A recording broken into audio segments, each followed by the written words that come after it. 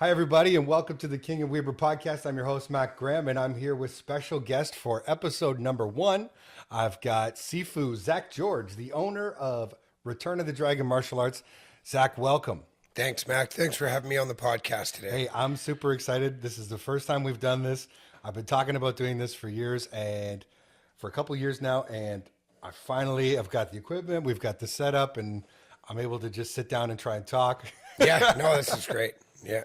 So, yeah, I wanted to just talk to you today about a few things. I wanted to tell you a story. That's the way I wanted to start today. Great. Actually. Yeah. So I was thinking about this, and it was December 2022, just before the new year. And in 2022, I was super into Tony Robbins. I don't know if you followed any Absolutely. of Tony's Yeah. stuff. Okay, so Yeah. I'm deep into Tony's stuff, and I'm working some stuff and trying to get my life in order and trying to get ready for 2023. And Tony Robbins always talks about the fact that we have 4 characters that live within us. We have an inner romantic, we have an inner magician, an inner sovereign or ruler like a king, and then we have an inner warrior.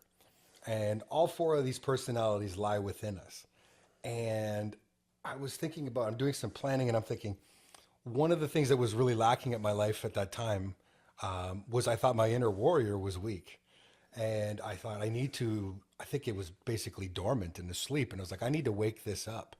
And so I've got a whiteboard upstairs in my office, and I'm writing out what are my major goals that I have to accomplish in this year.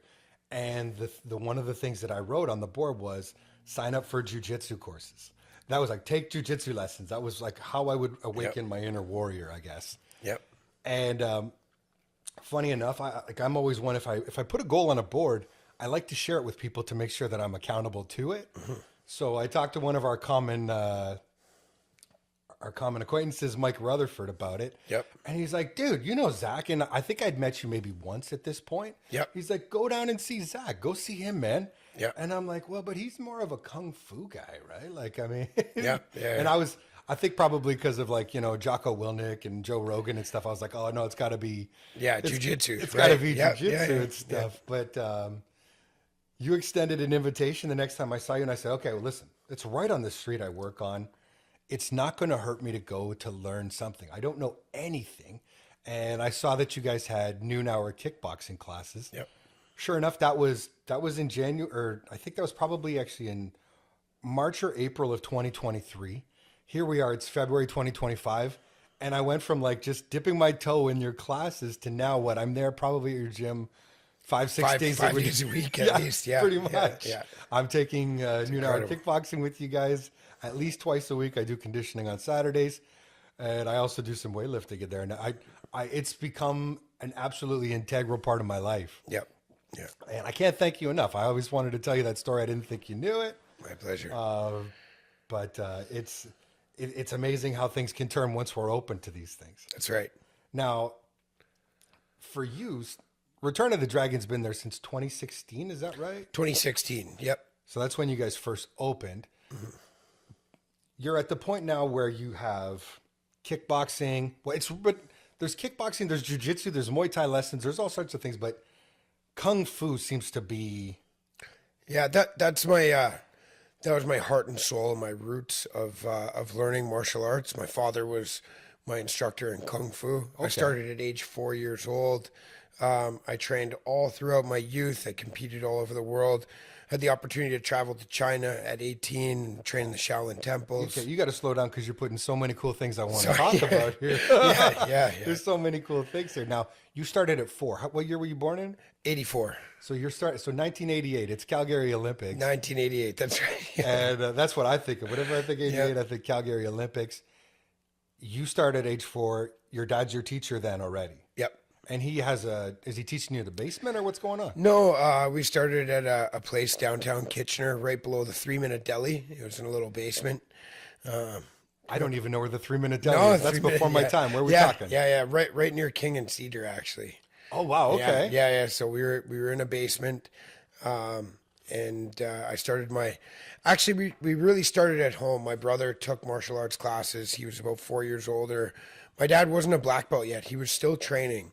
And I was a fanatic for all of the martial arts movies, Bruce Lee and Jackie Chan, Karate Kid. Like I didn't even know any other movies existed actually till I was like 6 or 7. Like there was no Disney going on for me.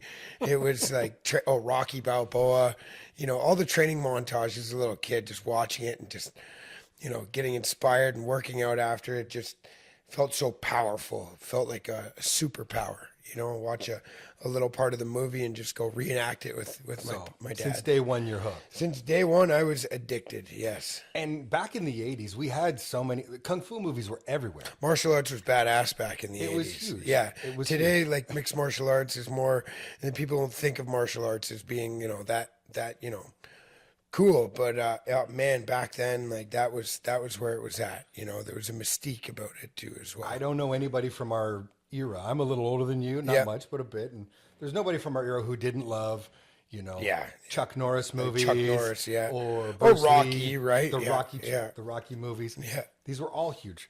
Jean-Claude Van Damme. Oh, Van Damme was, Bloodsport was, I remember getting into kindergarten and they were asking us our favorite movies. And I had two. It was Bloodsport and another one called Pray for Death. And it was a samurai movie. And everybody was written like, I like, yeah. I like Pinocchio. Yeah, or... Pinocchio or Bambi. like... Bambi. And my teacher looks at it and she's like, Pray for Death? That sounds like a dreadful movie. I was like, no, it's great. It's my favorite. Yeah. So you were hooked since day one. Yeah. So you started a bit at home, then your dad becomes a black belt. My dad becomes a black belt. I started training and we competed. I was actually at my dad's black belt testing. I would have been 9 years old. He got a black belt at age 45. So he started when when my mom was pregnant with me, back in 1984. Before that, he had boxing, kickboxing, judo. He was he was already involved in a lot. Yeah, he was an avid martial artist, but kung fu in particular was kind of like our thing. So we bonded over it. We did everything together. And in my basement, there was weapon walls. There was trophies. Like it was little mirrored walls. It was like an Enter the Dragon movie in my basement. It was pretty cool. That's awesome. Yeah. And so he starts a dojo. Yep. Yeah, he started Double Dragon in 1998, right on King Street, King and Sheldon, across from the Scotia Bank. There was a way down. Okay, yeah. Big yin yang on the front window. It was amazing. The Police Boxing Academy was upstairs, Waterloo Regional Police Boxing Academy. Started that in 98, and then I took it over in 2005, fresh out of high school. I was a year out of high school and took over the gym. So have you ever really had a job away from martial arts? I have. I worked masonry for every summer from the time I was 13. I took a little time off high school for a bit and worked on the wall, and then some time. And then once I graduated, I had a little deal with my parents. If I graduated high school and if I worked hard to save up enough to pay off a little bit of the company debt, that I would be able to start taking over the business. So I worked for a year and a half as a masonry laborer and a forklift operator. And then, other than that, no other jobs. But laying bricks wasn't for you? You didn't think that was something? No, I liked it. I really did. I like being out in different sites and just being with the guys every morning and just, but no, taking a lunchbox to work every day and, kicking off my work boots at the end of the day and going to the gym after wasn't really for me. My brother had a lot of success with that, but it was tough. It was really, really hard work, slugging blocks and shoveling mortar. And I was training to fight at that time as well, too. So, 8 or 9 hour days on the wall and then, 3 hours of training every night. It was a great life for a 20-year-old, but there's no way that I would have been able to sustain something like that. In theory, like my parents owned a construction company. They were hoping that, we would take it over and stuff like that. But so my brother, Matt, took over part of the masonry company. My other brother Joey started up one, and I chose the martial arts way. So I took the big pay cut, but I really love what I do today. So now, when you're taking over the family business, or like you said, even when you're training as a bricklayer, or excuse me, a mason, you're training for fights. Are these paid fights? This is what no. So at the time, there wasn't much amateur fighting going on in Ontario. I had to travel to Alberta. I had to travel to Montreal. I had to travel, out of province, the U.S., even overseas. And what kind of fights are these? Well, those were, at that time, it was called Sanda, full contact kung fu, which is kickboxing with wrestling. So it was pretty brutal. You're punching and kicking to the head, you're picking guys up and slamming them. And it was actually on a platform like in Bloodsport, 3 feet off the ground, so you could throw the guy off the platform. Big sport in China, not so big in Canada. No. So I started fighting in that. I won a Canadian title a couple times in a row. I went to China to the Beijing Olympic trials. It was their demo sport. Yeah, that was in 2008. 2008. I fought in Olympic Stadium. Amazing. Yeah. Just in the trials, or did you make the Canadian In the team? trials, in the trials. My category wasn't actually selected for. They selected different weight classes, but I fought in the Olympic trials. It was an eye opener. It was very humbling. What was that like? Yeah. Oh man, well, I thought I was the best fighter in the world at that time. I was, How old were you? training from the time I was 4 years old, and just crushing and punishing my body. I figured there's no way that anybody else could be doing what I'm doing. I live in the gym. I'm training full time. I got my coach, my kickboxing coach at the time's training us, 3 hours a night, 5 days a week. I'm going to different gyms, sparring. I'm fighting everybody I can. I'm fighting pro boxers. A lot of the older guys, Artem Benkowski and a few of the other, Olympic boxers are my sparring partners. Heavyweights, big tough guys. And I'm thinking, there's no way that anybody has done what I have done, until I went to China and I fought against some of the other countries that have military athletes, where they live in residence and all they do is fight. And they're soldiers. Ultimately, they're soldiers that are representing their country for the sport. When you go to the World Championships, you're not just picking, there's no easy fight. Every man that's in your weight class is the champion of their country, which means they had to beat everybody in their weight class in their country, and they trained and were sent over to China to rep. And there's a lot of pride that comes from a lot, especially a lot of these, Middle Eastern countries and Asian countries and communist countries, where that's where their funding goes. Now, me, I paid for everything. I paid my way down to China. I paid my way for all my training. Canadian programming at its yeah, finest, man. right? And I was just like a eager Canadian kid that was just eager to bang in the ring. And I learned quickly that, there is other people out there. So I was humbled. I went to a World Championship before that in Vietnam. I forgot to mention. I kind of got smoked in that one. Prepared for the one in China. Again, I came up short. And then 2 years later, it came to Toronto. And this time we flew in a coach from Philippines. He lived in my basement for 4 months. He was a 9-time world champion. He trained us 6 hours a day. Wow. We do 3 or 4 hours in the morning, another 3 or 4 hours at night.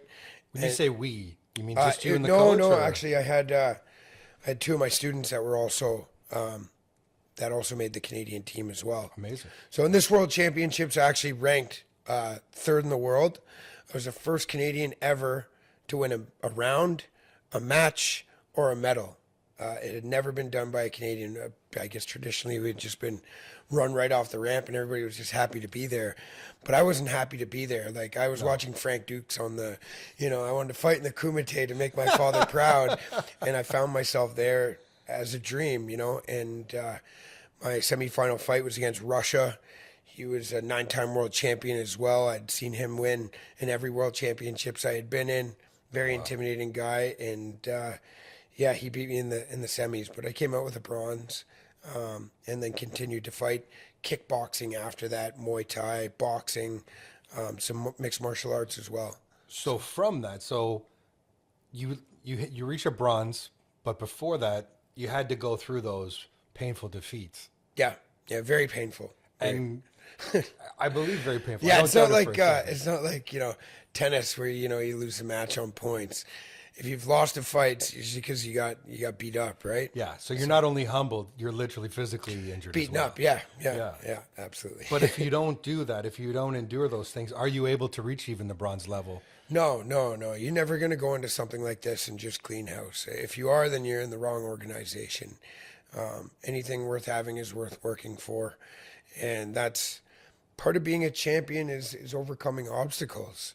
There's no good champion that just, never encounters controversy or never has to rise up to something. or like champions, just they have a higher tolerance for failure, whereas other people fail and they say, nope, that's not for me.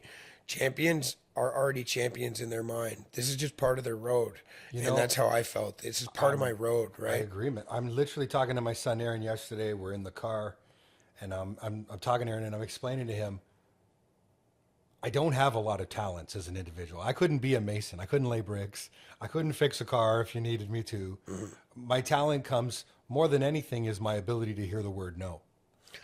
My ability to go out there and take that risk Yeah, and say, I'm going to ask you for something. And if I'm willing to hear no, even though it doesn't feel good, that's my superpower, so to speak. yeah, yeah, I'm willing to endure that. I'm willing to put myself out there, risk embarrassment, risk failure. yeah.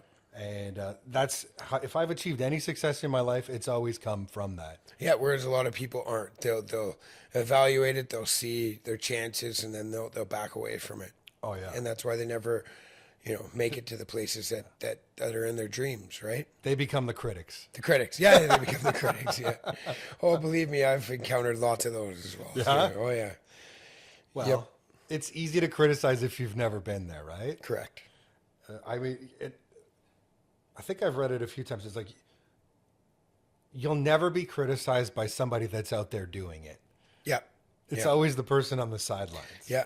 Yeah. We're behind the keyboard today. Or behind the keyboard. Yeah, Yeah. it's a lot safer there. Yeah. And I say that as somebody who likes to be a bit of an internet troll from time to time. But I feel as though I have the right to do that because I do put my neck out there as well.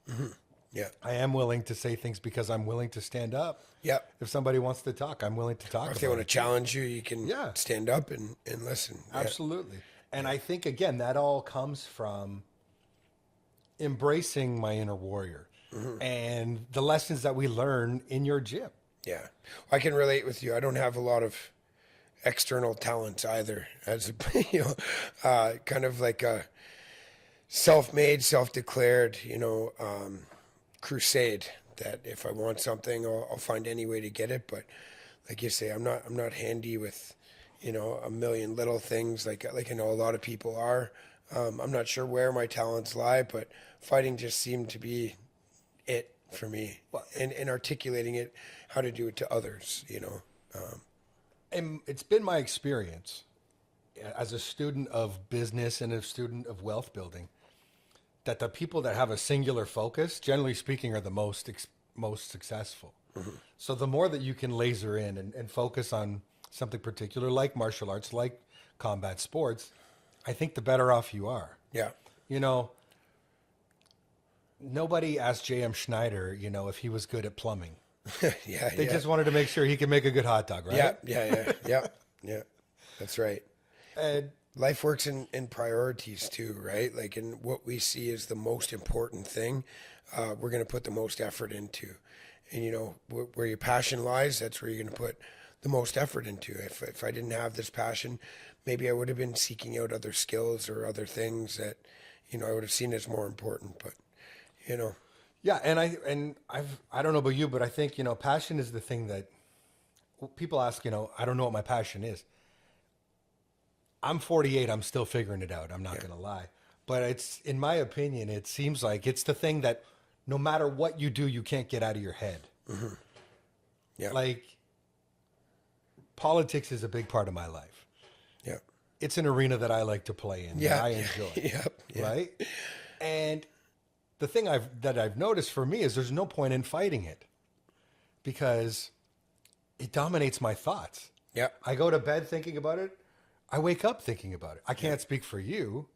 Is it the same thing with combat sports? Combat sports, yeah, absolutely. Well, furthermore, it's I think it's translated into my students today. But yes, combat sports, all around combat. But coaching too now, right? Yep, coaching too now. Yep.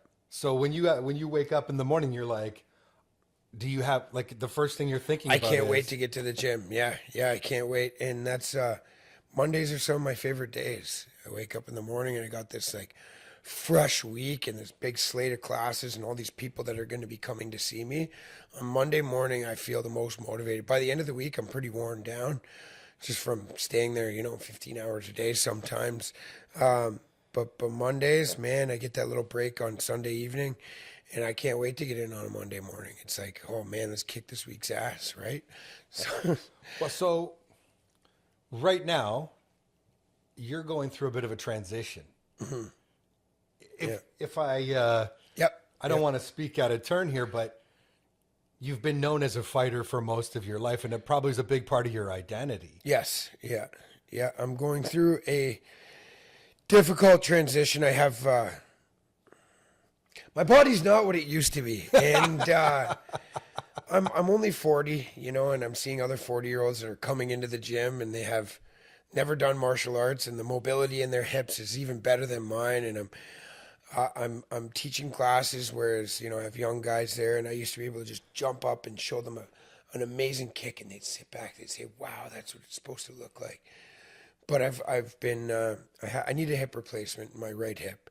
I have a torn labrum, and arthritis is set in pretty seriously. And a lot of the things that I do are very painful, even sitting or laying down, or anything. And I've been on this conquest to get back to where I was at 26, you know, or at least, you know, be able to demonstrate some of the things that I want to do. So I bought a sauna, I bought a cold plunge, I got a hot tub, went to Thailand to try to get a bunch of treatments. I go for a massage every week. I've hired trainers. I've done everything. I've changed my diet. I've taken tons of supplements to help improve the tissue growth. And it's been futile attempts to get back to get the pain gone and get my mobility back. So I'm in a transition now where I have come to realize I'm not going to get back where I was, and I have to reinvent myself. Martial arts is still in the center of my brain. When I went to the osteopath and to my surgeon, they said, well, you're okay, but all you have to do, like, you have to switch careers. And like, You're not going to die. You just have to give up everything you I'd care rather about. die. Yeah, I'd rather die. Yeah. Yeah, I would. I will not do that. I will not switch careers. They say, oh, well, you could just manage the gym and walk around and, you know, get other people to do stuff. That's not why I'm in this. I don't want to be that gym owner that just, you know, comes in, counts the numbers and collects the money like, I don't care about that. Like, you know, yeah, we want the gym to run, we want it to grow, but it's not like my center focus to, you know, nickel and dime each member and figure out ways we can maximize our revenue. Like, I don't care about that. I'm looking at the quality of our studio and how I can be a part of it and contribute and inspire. So I haven't found, I'm transitioning as to who Zack is today at age 40, and where I can reinvent myself into my career. Well, for starters, I was laughing when you were telling that story about 26 because I couldn't help but think when I was 26, I was 25 to 30 pounds overweight. I smoked a pack and a half a day, Man. and I was drinking pretty excessively. I mean, that was the majority of my I'm friends. happy to be where I'm at 48. Really? Yeah. No, 26, I was in the shape of an Olympian. I was a 7-time Canadian champion. I was Canada's best male athlete in 2 different organizations at that time. Yeah, so that's peak Zack George right there. Future was looking bright. Yeah. But now you're entering into phase 2, and phase 2 is still in process. I'm not here to tell you what it is by any means, but what I can tell you is that I do see a talent in your coaching. Thank you. Aaron, my son, again, we were talking about it this week, and he was like, the best part about Zack is he brings the enthusiasm. Yeah. He's like, nobody wants to go to a gym and it's like, blah, blah, blah. Yeah. And he had said it, he had admitted, Aaron, when he was younger, he had taken some Taekwondo, and he was like, when I went to that Taekwondo class, and I'm not going to name the name, but it was like, it was so boring. Nobody was excited to be there. We just sort of went in and we broke these paper thin boards or whatever. And and we moved on. But he's like, but you bring the enthusiasm that gets people excited about Kung Fu, about kickboxing. Even when they walk in the door, right? Yo, you hear it right away. It's a dojo, but it's, Studio, It's a studio, but it's your theater. Yeah, thank you. It's the Zack George Theater. So when you flip on that light switch, you're also turning yourself on, and it's time to be in character. That's right. Yeah. And I get it. But I can tell you it is working. Thank you. People do love your coaching, and I've seen online, and I've heard you talk about it briefly, that, you're starting to coach at higher levels now. You recently went to both Utah and Thailand to be a corner man. Would you call it coaching or a corner man? Yeah. I worked a corner for one of my athletes who had a professional fight. We Salt Lake City, Utah, and the Karate Combat Organization, just televised. I think there's 30 million viewers that tuned into that. This is what I'm trying to figure out with that event was, where was it broadcast? Because I never found it here. They had a YouTube live channel that they did it on, and there's a pay-per-view as well. So the finals would have been on pay-per-view. Yep. Okay. So, and your fighter was, what's his name again? Kyle Post. Kyle Post. The Postmaster. And he won. He won. Yep. A match. In Bangkok, Thailand. In Bangkok. Yep. Yeah. So. But it wasn't a tournament style? Like, how did that work? No, it's single fight show. And they move up the rankings show to show. So he has more fights coming up? We're booking him. They're supposed to actually come to Canada in April, early May. Amazing. Whereabouts? Montreal or? No, Toronto. They're Beautiful. coming to Toronto. So. And now the cool thing about this particular, what is it called? The Karate Combat. The cool thing that I saw from the Karate Combat more than anything was, this is not like MMA where there's an octagon with a fenced-in cage. That's right. This is a pit. It's a pit with sloped walls. Yeah. Yeah, they're on a 45, basically. Yeah. And Boss Rutan is the head commentator, along with George George St. Pierre does commentating on it as well too. GSP was there. GSP wasn't at the one that I was in. But I saw Rampage was at the one. Rampage was there. Yeah, Rampage Jackson. Yeah. So, do you have any personal favorite fighters that are currently? Like, do you have a fighter of all time that's your guy, or? You know what? Like, personality-wise, Boss Rutan is like, oh man, he's awesome. Especially his old self-defense videos. I really like GSP. I liked Anderson Silva. These guys were class act. Anderson Silva always blew me away. When he was in his peak. Well, you know what? With him, like Anderson Silva, he's 9-time undefeated UFC champion, and eventually. Everybody was just trying to play it safe with him. And he wanted to fight. Like, more than to be the champion, he wanted to fight. So he would drop his hands and he'd taunt them. He'd say, come on, if you want it, come take it. And they throw a few shots, and he'd move his head a little bit, and he'd swat him a couple times, and he'd say, come on, let's go. And eventually, like, we have this, as fighters, we have this, like, we're not in this to play it safe. Like, we want to live on the edge. And he wasn't being pushed to the edge. So he dropped his hands and he took it as close to the edge as he could till he got caught. And that's how it goes, right? Well, you play with fire till you get burned. But that's why he was in it. He wasn't in it just to be an unscathed, paper champ. He wanted to fight the best, and he wanted them to fight him, right? So his legend grew so big that, nobody was willing to do it anymore. And unfortunately for fighters, it never ends well. It's not like that last fight where he broke his shin. It never ends well. We usually we fight until we lose, and then we always try to get back in there. Oh man, I got one more fight. But eventually we fight till we can't fight anymore. Now we're beaten enough, or we're injured, or whatever, till somebody says you're done. We don't choose it. And it seems like now, tell me I'm wrong, but it seems like we're starting to see that in the UFC world with Sean Strickland. Yeah. The fight when he beats Izzy, Israel Adesanya, is amazing. It's a great fight. Yep. And it's a Cinderella story. The rags to riches from the bottom all the way, gets the one title shot, takes it, and wins. But now in his last fight, which was just, a week ago, maybe 2 weeks ago, where he fights Dricus Du Plessis in Australia, and he's just not there. It's not the same anymore. He didn't evolve. Yeah. No. He just kind of stuck to his Philly shell. He's doing that Philly shell, coming forward with the jab. And other fighters, champions will always evolve, But and it's interesting to watch that evolution, and how, like you said, you think you're the king shit. You think you're the top of the top. Yeah. But there's always somebody in the wings ready. That's right. Or getting ready. Sometimes, like with Anderson, you can build a legend and nobody wants it. Yeah. So, people are like, hey, listen, dude, you're going to hurt my record. I know I'm not going to. Yeah, I know. GSP, like when he was in his prime, he would even have to get ready for those big fights. Oh yeah, yeah. Well, he's one that did retire on top. He retired as a champ. Now he did need some pretty serious knee surgery and such after fighting, and even during fighting, which was why he had some long layoffs. But he didn't fight until he was concussed so bad that they wouldn't let him in the ring. He quit on top.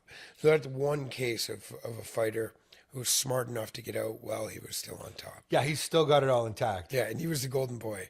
Absolutely. Yeah, and they don't want to give him any more fights because they don't want to ruin that golden boy image, right? Well, how old is he now? He'd be like 42. Yeah, he shouldn't be fighting. No, he shouldn't. No, he's no good. one on earth should be in a UFC ring at 42 years of age. Yeah.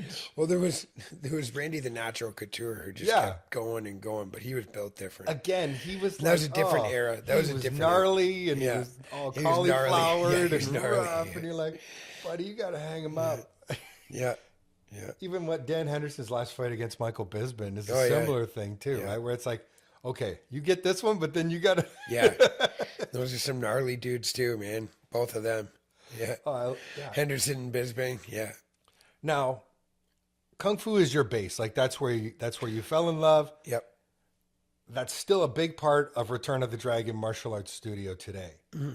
Yeah. It's a massive children's program. I don't even know how many kids you have. We have adults as well too. And adults, excuse me. Yeah. Kung Fu is not a sport.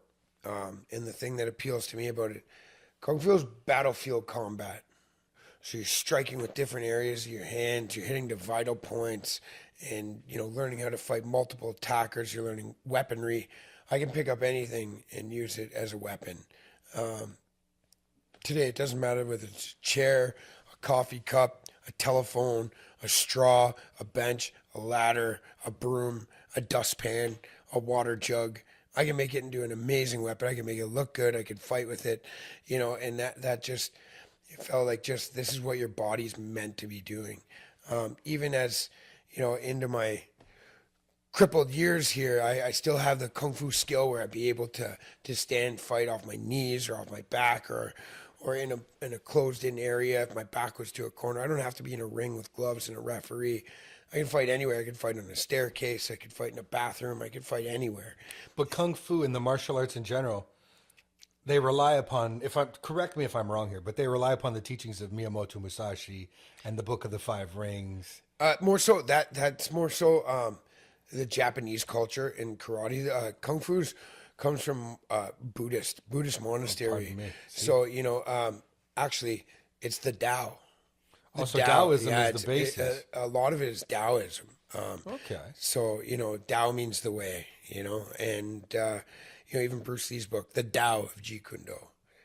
The way of the fist, right? So, but the way is, it's much more than just fighting. That's right. It's yes. mentality. It's the way we live our lives. Mm-hmm. And I guess, so with regards to karate, I have done some reading into Miyamoto Musashi, and I find him to be a fascinating character. Oh, totally. I've done a lot of reading into him too, because it's good to understand all these philosophies, ancient philosophies make up a warrior, and Miyamoto Musashi's teachings are directly for combat, how to stand, how to compose yourself in front of an attacker, how to look at them, how to, prepare yourself properly, what to keep in your mind.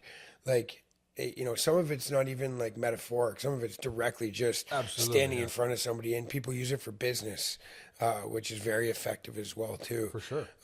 So, they all compile to make the martial artist. And Musashi also believed in calligraphy and doing calligraphy That's as right. well as poetry. Yep.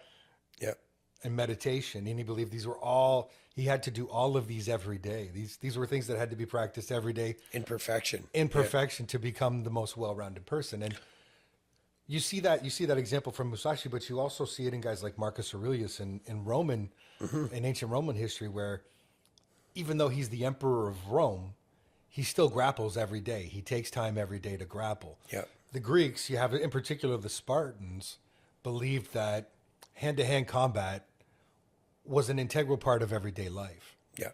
All the way from the lowly child or to the person who is just, one of the lower positions all the way up to the top general and the leader of the society. Yeah. Everyone had to participate in both physical and mental activities.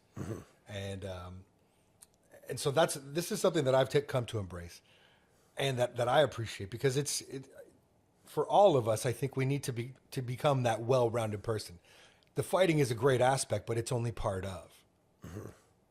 But it teaches us so much. The funny thing is, I was saying actually, I have some friends who have taken up boxing, so that's their entry. These guys, by the way, they're from my Rotary Club. They're in their 60s and they're taking up boxing. Alan Quarry, Bill Green, you guys are doing awesome. Awesome. But I made a funny remark a joking remark to Alan, because he's recently taken up boxing. I was like, be careful, because it leads to libertarian thinking. There's something about hand-to-hand combat that makes you realize we want to rely on others, but we always need to make sure we're sure of ourselves first. That's right. No one's ever going to come and we can't be completely dependent on somebody else coming to save us. And it just leads to this different type of mindset that I think is important for everybody. Something that I worry is lacking in some of our youth now. And I'm seeing more and more. I don't know if you see it in the gym or not. Oh, yeah. Where it's like people are expecting someone else to be their savior. And like, no. I want you to learn how to do this so you can fend for yourself. Yes. It's not that I can't help you. It's that I want you to be ready in case I'm not there. Times have changed a lot.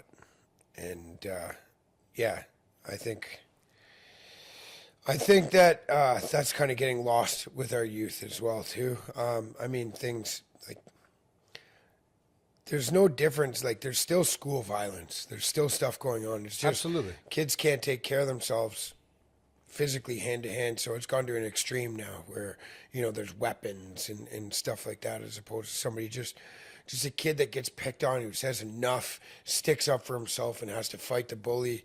Now the kid will go home, he'll fester over it, he'll come back with a weapon or whatever and take care of it that way. And that's, that's partially just the way that society's gone. I think Jordan Peterson says it best there, where he says, if you think that tough men are dangerous, you should see what weak men are capable of. Oh, that's a good one. Yeah. Yeah.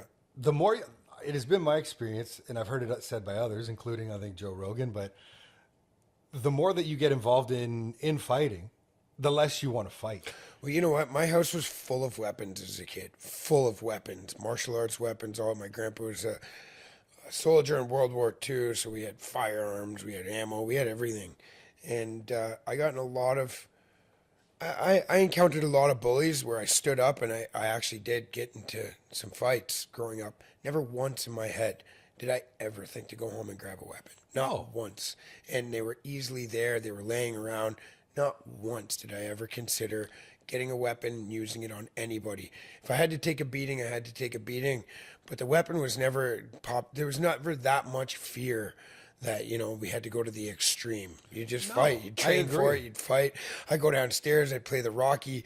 I'd play some Eye of the Tiger. I'd hit the bag a little bit. I'd think about my bully. I'd go to school. I'd muster up the courage to tell him, stop picking on me. He'd call me outside. And I felt like I was in a kung fu movie. Okay, here we go. I'm going to walk outside. And you know what? We both... Maybe I got the best of them, but nobody walked away with serious injuries. Maybe a bump and a bruise on the forehead, or a bloody nose, or my hand was a little swollen. But, all things that healed within a couple days, right? I also think... Now, no permanent damage done. I see kids now, though, because I have kids. One is still in high school. And weapons are everywhere. Yeah. And so it's a lot scarier playing field. My theory is that it developed a lot online, because... when we were kids, it was never a thought that we would bring any sort of weapon to anything. And I didn't get in fights. That's not my thing. It was not my thing at the time. But even when fights occurred when I was in school, it was never you never thought anybody was bringing weapons. Yeah. It was more, but where it comes from, I think, is like, if I was mad at you or you were mad at me as a kid, and we're like, oh yeah, you want some? You want it? Like, come at me, bro, as they say, or whatever. Little pushing match. But now it doesn't start there. It starts on here. It starts on our computers and our phones, and it starts with, well, you're this. Oh, really? Well, I'll do this to you. Oh, really? Well, I'll bring a weapon. Yeah. I'm going to get, like it used to be, when we were kids, remember, it used to be like, I'm going to get my cousin. You don't know my cousin. I heard that one. I used to hear that one all the time. You know who you are if you're listening. Yeah.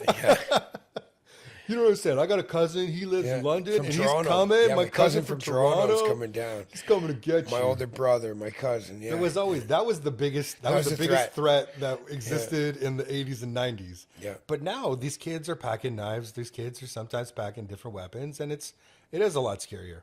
Guns too. Guns are out there. I know they are. I don't. With the kids. I have heard stories. I don't have any evidence to support it, but I've certainly heard about it. Yeah. So it's not the same. I hear from the kids at the gym sometimes. Yeah? I'm like, what do you mean a gun? He doesn't actually have a gun. It's a BB gun. No, there's certainly it's a gun. I don't know. So. And there's no amount of training that you can do that can help them. My dad always told me, don't bring your black belt to a gunfight. Or don't bring your black belt to a knife fight. Yeah. You know, bring a knife to a knife fight. But yeah, that's it. Or don't get into it, obviously, right? So now at the studio, there's kung fu classes, but you've evolved. Is that because of all of your different fighting experiences that you also added in kickboxing? You added in. Well, I did kung fu for my whole life, and when I turned 18, graduated high school, I got my black belt. I was a finely trained warrior, but I had no war to fight. So I needed to know whether all of this stuff, all these amazing skills, were going to work if somebody was attacking me, trained person trying to take my head off. Was all this training going to stand up? Did it mean anything? So I enrolled in kickboxing, and I started kickboxing. That way I could be in the fight all the time and work on my mind in the heat of the battle. Now, kickboxing, though, when I think of kickboxing in the 80s and 90s, Yeah. I think of guys in full-length satin pants. That's right. Yeah. And that wasn't the kind of kickboxing I did. It had evolved by then. There was a big kickboxing organization in Japan called K1. And that was like, I was a fanatic for the K1, which is sort of like a Muay Thai. It's called Dutch kickboxing. So you could kick to the thighs, you could throw knees. Yeah, because in old school American kickboxing, everything was upper body, right? I grew up watching that. So a lot of some of the world champions even worked for my dad in his masonry company. Pete Freer and Wayne, Leo Lux, and a couple of the world champs were laborers for my dad while they were training. Wow. My dad used to go to the fights. I'd watch them on pay-per-view with my grandparents. So the old school kickboxing, and he had Jean-Yves Theriault and Benny the Jet Urquidez and all the old names, and they were really cool to watch. Really highly skilled guys. They were lunchbox guys. A lot of these guys worked full-time jobs and fought professionally as well too. So it was a lot different back then. But it's evolved now because, like you said, K1, everything, the low kick has become... Yep, yeah. And I couldn't get a lot of fights in Sanshao, which was full contact kickboxing, like kicking to the thighs, grabbing, sweeping, picking up, throwing. I couldn't get a ton of fights in those in Canada. So I started kickboxing, and we could only get, at the level that I was at by then, there wasn't many fights to get. So then we started Muay Thai, because that opened us up to a whole new pool of fighters. I boxed competitively as well. I was 3-0 in boxing. And I would just fight in fighting. I was just a fighter. So I wouldn't have called myself a kickboxer. I'd fight in many, many different disciplines. It wasn't a discipline you weren't willing to try. That's right. Yeah, fighting's fighting. It's just allowed to throw different parts of my body in this fight. Hence, now, here present day, pretty much every discipline you can learn at your studio. We have boxing, kickboxing, Muay Thai, jiu-jitsu, wrestling, and self-defense classes, as well as kung fu. So yeah, we're pretty well-rounded today. And we have guys that have really excelled in some of these areas. Our jiu-jitsu coach is a black belt. He's fought as a professional in the cage as well. We've got Kyle Post teaching wrestling now, who is our representative in karate combat. So isn't that the guy that was at the... Yep, he's your wrestling coach. Yep, yeah. Now He doesn't teach karate. No. No, because part of the karate combat, there's a wrestling element to it. So he's in teaching wrestling. He's in teaching wrestling. Yeah, I've got Amazing. Leo, who's... Is he local from Kitchener? Yep, yeah. He's from Cambridge. He wrestled for Monsignor Doyle. He was a really good wrestler. We wrestled the same time back in high school. I wrestled for Rez. My coach was Woodcroft. He was an Olympian for Canada, an amazing wrestling coach. I love training with him. He's a great guy. They just had the big wrestling tournament at St. David's just about a week ago. Cool. Yeah, yeah. So it's still going. It's still Yeah, fired I'm good up. friends with the St. David's wrestling coach, Mr. Verbisky. He's awesome too. Yeah, Beautiful. he brings me in to do self-defense at that school as well.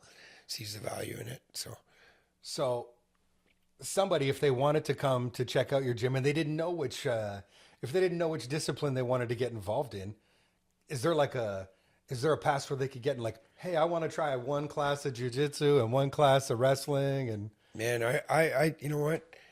I want more than anything for somebody to come and just find what works for them. So oftentimes somebody will come in and they'll ask questions. I'll say, try everything. Don't even sign up. Try kickboxing, try Muay Thai, try the wrestling, try the boot camps, try yoga, try conditioning, try Kung Fu, try whatever. Try them all. And once you know what you want, then we could talk about, what your training schedule looks like. So, I'm not looking to nickel and dime them for every little thing. Come in, because if you sign up, you're probably going to be with me for many years. We have a really, really high retention rate. absolutely. If there's one thing I can say is that Return of the Dragon, we're a family. Yeah, we are a family. So I'm not going to rush Very you. dysfunctional. Yeah. We're an eclectic group of people. People that would not normally mix. That's what's amazing about it. Yeah. So I want to make sure that you found your right place. So, I'm looking for many years of our relationship together. I'm not going to squander the first, week that you're going to come in. Can only do this or that. No, try it all out. Now, it might just be because of the time I go, but it feels like a lot of people are coming to try kickboxing for the first time. Yeah. Like that's where they enter. That's where I came in at. I didn't come in to learn Kung Fu. I thought I was going to come for jiu-jitsu, but what I ended up coming in for was kickboxing. Yep. And that's where I found Yeah. a lot of love and passion. Well, there's something about punching and kicking things. It's just such a relief. an amazing release. I can't tell you, it's noon hour and I've already had to take on the world for the first, 4 hours of the day. And it's just so great to just come down there and just hit a bag. Yeah, something or about hit that pads. leather glove, making contact with those firm focus pads or the bag, and just cranking those body shots in, or just turning your hips and lacing your shin into that bag, and it's beautiful. Yeah. And when you're holding pads for somebody else, I mean the level of focus and concentration that's required. Yeah. It's so important. Like, I know they say, oh, well, yoga's so beautiful because you have to hold a pose and you can't think of anything but the pose. And I think, yeah, well, let me tell you something. When you're holding pads for somebody, you better be focused on the task at hand. You better not be thinking about what you had for breakfast. You better be. You're thinking about that meeting you got this afternoon while you're holding those pads. You're about to eat one right on the That's what chin. it is. You know what? It's an escape. It's a healthy escape where you come in and you're not intending to escape, but you have to. You don't have a choice. You don't have a choice. And at the end of the class, when you come back into your thoughts again, you realize, holy shit, I had a relief. I had a break. I cleared your mind. I got out of where I was in and did something, and now I'm coming back and I'm fresh and I feel amazing, and I'm ready to take on the day. You always leave in a better mood than when you showed up. That's why I almost feel bad for people who go at 7 o'clock, because I go at midday and it gives me that perfect break. It gives me that perfect reset. I mean, I don't know if you see it, but I'm always in the morning. I do my laps around the block here. Yep. I walk around the block, and that's where I get my mind prepared for the day. I go into proactive mode. I do my prayers, my meditation, get my head ready for the first battle. Mm-hmm. Then I come at noon hour. I either do weights or I do kickboxing, and again, it's a reset. Yeah. And that's the beauty of it. For those that come at 7:30, I don't know if they get they get to relieve themselves from everything they've endured that day, I suppose. Yeah. That's the big benefit to them, is they get to like everything that happened to them in that day, they can take it all out. There's a bit of a different vibe in the evening too. It's kind of like, I call it the best party in town on a Tuesday night. Oh no, I don't disagree, for sure. The music's pounding. You got tons of people in there just sweating with tons of energy, and it could be something like, I just got to get through my day. I can't wait to get there in the evening. And I'm part of the Legends division. 45 plus. We meet at noon hour. If anybody's interested, we're always looking for new members to the Legends division. Yeah. My last class is at 8:30 till 10 p.m.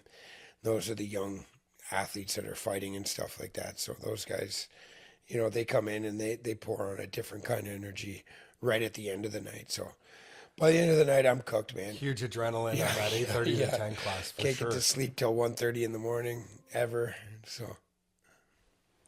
So, on that note, I did want to say there's a couple of things that I want to talk about. There's fights coming up this weekend. Yep. Who's fighting? I've got my student Mervin, young Filipino guy. Merv, he's a great guy. He's there a couple times a day. He came to me, 26 years old. He was 240 pounds. He's fighting at 147 pounds. This will be his fourth fight this year in Muay Thai. He's fighting in Cambridge at a black tie event. Beautiful. And I've got my young guy Shadadi. One sec. I just got to tell a story here for everybody about Merv. To understand Merv's transformation, I don't know him that well. I have seen him at the gym many times, but this guy transformed himself so much to the point where I thought he was like a twin brother of him. Yeah, I know. I was like, no, the other guy that looks like you, he's much bigger. He's like, no, that was me. Yeah, it's crazy. Yeah. He dropped so much weight by training twice a day, by getting ready for these fights. At one point, he fought at 139, which meant that he lost 100 pounds. He's 5'8". Yeah. And he didn't look that fat. Like, he didn't look fat. He hit it well. It's true. He just looked like really, thick and stocky and strong. Yeah. But now he's just chiseled. He looks like a different guy. He's got a glow to him that. Oh, he looks great. He's in glowing. fantastic condition. Glowing, yeah. And he deserves a win, so I sincerely hope he gets one on Saturday. Yeah, and then my other guy, Shadadi, he's 29, and Rwanda. Yeah, he stems from Rwanda. And, he has beautiful family. All of his sisters and mother and uncles always come like in a big mob to come watch him fight. They're just such happy, beautiful people. Shadadi's he is like just the happiest, most cheerful guy you've ever met. He's a tin whacker by trade, so he works all day in a trade, comes in the evenings. He's been with me 6 years. You should go work for Will. Yeah, He's right across the street. I know. You know what? I never took Shadadi seriously because he was just always just like a fun guy, running around doing backflips through the gym. And he really wanted to do something. He really wanted to fight. So, he poured it on and trained. And then we put him in the ring, and he was a beast. He just started beating people. Like, he doesn't look that technically great, but he's super athletic, and he's just tough and wiry, and he doesn't quit, and he's all over these guys. And we were surprised. We're like, what the heck? Me and Leo, my other fighter, put him in. We're like, where the heck did this come from? Yeah. So we kept putting him in, put him in the Ontario championships. He fractured his hand in the semifinal match. We had to pull him out. So finally the hand just healed up. And we have an international fight. They're flying somebody in from Bermuda. Wow. So he's fighting against one of the champions from Bermuda tomorrow. Tomorrow, also in Cambridge? Also in Cambridge, yep. 2 Muay Thai fights down in Cambridge, black tie event. Black tie event, yeah. It's amazing. Who's putting this on? Mass Muay Thai. They're called MAS, Muay Thai and Submissions, run by Chris Q in Cambridge. So. And then you are hosting a tournament in the near future. Yeah, we're hosting a junior Sanshao event. This is for the young kids at my gym that have done primarily kickboxing, but it's kickboxing with wrestling and takedowns, which is going to be much more useful for them from a self-defense aspect. Just learning how to punch and kick, for the street, that's a sport. But what if somebody grabs onto your leg, or what if somebody grabs you from behind, or just decides they don't want to be punched and kicked, and they grab on, they try to take you down. This is what you used to fight in back in the day. You couldn't find Correct. fights from. Yeah. So I'm training all the young kids 6 and up. So wow, I've these got are some them, brave kids. I got them punching. Oh, the parents love it. Yeah, because they can see in a schoolyard, if there was a bully trying to mess with my kid, they're not going to be able to take him down. They're not going to be able to punch and push him around. My kid's going to have the edge in case something ever did happen. Nobody wants anything to happen, but in the event that it does. But you like to know that your young guy can. So you're hosting a Sanshao tournament. Yeah. And that's going to be for all across Ontario, people are invited? Yep, all across Ontario. It's going to be a smaller tournament, but it's fundamentals. We're going to try to get the lower. So we're not going to have full contact. It's semi-contact, which means the kids under 8, there's no punching to the head. It's us punching to the body and kicking to the legs. The kid's a little bit older. They can hit lightly to the head, but they're allowed to hit to the body and legs and take down. And, we want to save those brain cells for, Absolutely, yeah. till they're at the age where they can start putting in the training to do the. Well, I hope it goes really well. I wish you all the best in that tournament. Thank you. Yeah, a lot of exciting stuff. Yeah. For sure, there's all kinds of things. Yeah. Now, another question I had, and this is more of a business-related aspect to it. I know you don't talk too much about the business, but I can't help but notice here in this neighborhood, because my office is here, and for those who don't know, my office is very close to the gym, Return of the Dragon here on Guelph Street. And we're not alone in this neighborhood. There are other martial arts studios Yes. in this neighborhood, and there's a boxing gym that's fairly close by as well. Yep. What do you think your success? What do you think? What do you attribute to your success in retaining clients, retaining members at your studio, as opposed to what's your unique selling proposition compared to these other guys that are in the area? I mean, I don't really have one. We're working right now on branding the business, and what the discussion is. I'm kind of the brand of the business. So, it's my heart and soul. It's me there every day at the front of the classroom teaching what I love to teach. I don't focus on what the boxing gym is doing up the street or what their gimmicks are. I don't focus on what the club around the corner that we're probably fighting against, in the tournament. They're literally 500 meters away from me. I'm not in competition with them. I'm not in competition with any club in this Kitchener. What's the population of Kitchener? Well, one of the reasons getting close to 700,000. 700,000 people. You know how many I need to run my club? 300. If I can't get 300 people out of 700,000, it's not because of the people around me. It's because of me, There's more than enough people in this city for all of us to have more than So you don't enough believe in members. scarcity.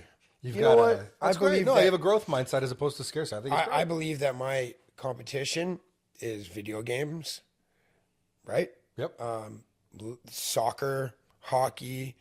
These are my competition. Mm-hmm. And I believe that if all of us make martial arts look appealing, people are going to go to wherever's closest and convenient for them. I feel like we're all a family, a dysfunctional Rising tide family. floats all boats. We are, yeah, we are a family. There's no such thing as bad competition for me. If there's a Muay Thai club that's doing extremely well, that makes the industry look great. If the boxing club is doing well, it makes the industry look great. So we need to work together as an industry to make this look appealing compared to, get those kids off the couch playing their freaking video games. Get those stupid headsets and those gaming chairs away. Throw away that bottle of Dr. Pepper. I love it. And get your kid into a martial arts gym. Doesn't matter which one. I don't care. I'm up the street, 900 Guelph Street, but if they like boxing, there's one up the street. They like more just Muay Thai, one of them up the street. Just get them into one of them. And they're good people. Yeah, We're all good That's people. a great attitude. No, I agree. I have a buddy, my buddy Tom Dykos. He's in Simcoe. Tom, if you're watching. Tom owns the Barrel Restaurant, which is a pizza place, a pizza and pasta in Italian in Simcoe, Ontario, right on Highway 3. And I can still remember going to see Tom right after Boston Pizza had just opened up a new store 3 doors down from him. It's this brand new Boston Pizza location. And I was like, Tom, how do you feel about Boston Pizza moving in just down the road? You all right with that? He's like, oh, I love it. He's like, it's the greatest thing that's ever happened. And I go, what do you mean? He goes, well, for starters, people compare my pizza to theirs, and I know my pizza kicks their ass, hands down. And he said, secondly, he said this line that I'll never forget. I always loved it. He said, in order to have a race, you need at least 2 horses. Yep. Yeah, that's beautiful. Yeah. And I never forget. Like, I think about it like when you look on Victoria Street. Victoria Street, when I think of Victoria Street west or east, heading towards Guelph, Full of restaurants. not just restaurants, flooring. Yeah. If you need carpet or hardwood or You laminate, got Tosca Tile. You got all those flooring places. and down. they do that on purpose. Yeah. They do that on purpose because they know that people are going to shop for flooring on that street. Mm-hmm. So, yeah, maybe Tosca Tile doesn't get the gig, but they get a shot. Yep. There's so many different places that you can go to and have a look. You could do a day's worth of shopping. It's the same thing. If we concentrate businesses in an area, the rising tide floats all boats. So Yep. it's a great attitude. Yeah, everybody. I encourage everybody to get out there and try a martial art. Yeah, like I think your gym's the best, but I'm biased. Thank you. Yeah, Obviously, I'm biased. yeah, yeah. It's the best for a certain kind of person. I mean, there's other types of people that may gravitate towards the other gyms, and that's fine too. Yeah.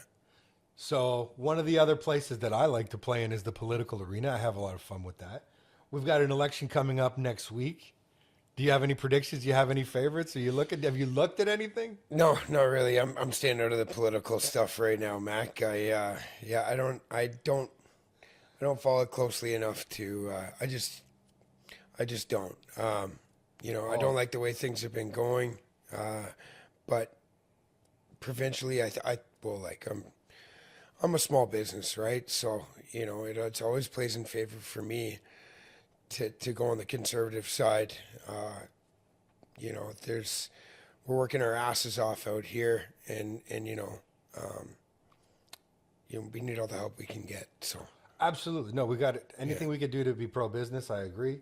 I can't help but look at it. It's, if you think Kung Fu is tough or kickboxing is tough, there's nothing uglier than political fighting. I know. The political arena is where the real blood is. And you know what? I got to be careful because I have all kinds of people in my gym. And one thing that I try not to talk about is religion and politics. And because they're my two favorite topics. I know, but I'll find somebody who wants to die on that hill. And I'm not ready to die on that hill. And it's not you. I don't think so. Yeah. I can't help but think, though, there is I can see how they correlate. Yeah. And I think that I know we have an election coming up next week, and what I'm seeing right now is the strategy and the gamesmanship that we're seeing from this conservative party.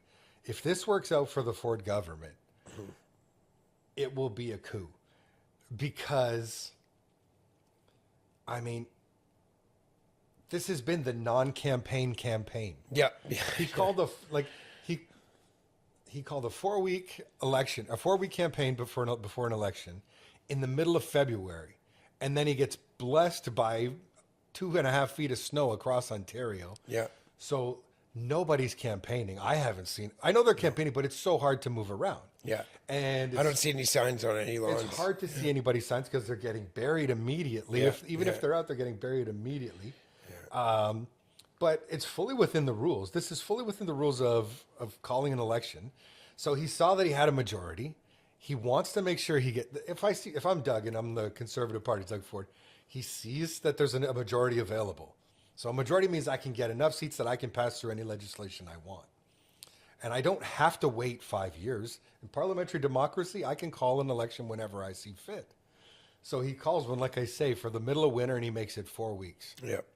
Nobody even has a chance to barely get out there and get their name known, and it's already done. Yeah. Furthermore, there's so much noise coming from across the border, and also with a leadership race I know. at the federal level, that nobody's even paying attention to this thing. So, I mean, I will be shocked if he doesn't get a full majority mandate coming out of this. And I have a friend who's the president of the Peel Regional Police Department, and he just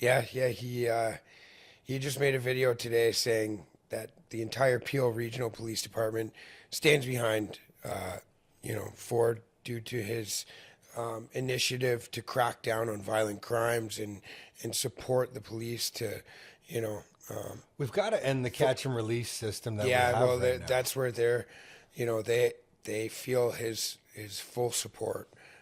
So they're all jumping on board. Well, the thing that's just that I was shocked by, I have a buddy, Kyle Lambert. He works for the Waterloo Regional Police, and he was at an event with me, and Chief Mark Kroll was actually speaking. And what he was saying that's happening, and I didn't know about this, I don't know if you do, is these jewelry heists and the auto thefts. These are organized crime at this point. Oh yeah. But they're recruiting underagers, so 15 and 16-year-olds to commit the crimes. Yep, young offenders. Because they know, these kids will go in. If they succeed, we've got a large haul. We've got a stolen vehicle. We've got some jewelry, what have you. If they get pinched, they get a slap on the wrist and they're out in a week. And their record is erased at 18. And the record's erased at 18. And they know it and they're playing it. Mm-hmm. The last jewelry heist that was conducted at Conestoga Mall was done by 15 and 16-year-olds. Yeah. In a stolen car from Toronto. Yeah. So, we've got to... Where the hell did they get that car? You know what I mean? Yeah. It blows me away. But I can't help but notice the gamesmanship that's going on. At the same time, I'm really disappointed because in our riding in Kitchener Center, the Conservative Party has barely really put in a candidate. They have totally sacrificed us to the lambs. Yeah. Like this guy, Rob Elliott, I've never met him. Have you met him? No. No, because he's from Aurelia or Aurora or something. He went to Laurier. That's his whole connection to Waterloo region. He's never lived here for a day. But they've run their numbers and they're like, we can get a majority. We don't need Kitchener Center. And so it's basically being sacrificed to either the Greens, the Liberals, or the NDP. Wow. And because I mean, they certainly know they're not going to win this riding, and I know it too. And so now I'm left with trying to figure out who I'm going to vote for. Yeah.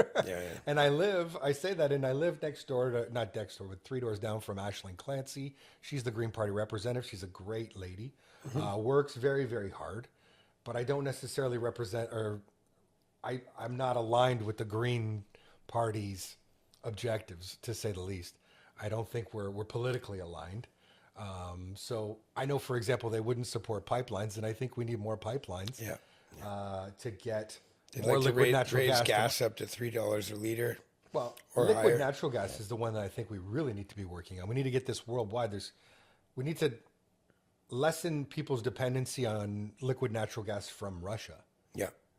And we can do that. We have a clean, safe supply here, but we can't get it through. So I know that they would not be pro oil and gas. I'm pro oil and gas simply because I want to make sure that everyone has access to cheap energy. Yeah. Furthermore, then I've got Colleen James who's running. She's the Liberal candidate. And again, I think Colleen's a great person, but Colleen literally works for her business for a living is promoting DEI. So her job is to go out and give DEI talks to corporations all over Ontario. And I think you know that I don't support DEI. I think DEI needs to DIE. Yeah. I believe in meritocracy. I believe in equality of opportunity. Everybody should have a chance. The best should rise to the top. And I believe, in excellence. I just want I want the best. I don't care about colorblindness, essentially, is what they're talking about. Yeah, exactly. Yeah. Like, do you care if it's Leo, whose family's from the In Vietnam, the ring, they don't or give a Shadadi, shit. They or don't if it's care what Noah? you are. No, Yeah. you care that they win. Yeah, and you know what? In the ring, it doesn't matter what you are. Everybody bleeds red. The best rise to the top. We're all humans, right? Well, it will be really interesting to see what happens next week. It's a different type of fight. People get pretty scarred from it as well. I know. But I think I've asked everything I wanted to ask. Is there anything you wanted to bring up? No, I think we covered a lot of topics. I was really happy to sit down and just chat This today. has been so much fun. Yeah, it has. I'm glad that you could be part of podcast number 1. We'll have to keep this up and have you on for another one, Thank you. especially when we've got some big fights coming up that we can talk about. Yep. But from now, thanks so much for coming on the show. I wish you guys the best this weekend, and we'll talk more about it Thank you. at the gym. Again, that's Return to the Dragon Martial Arts. Thanks to everybody for tuning in. Have a great week. We'll see you next week. Thank you.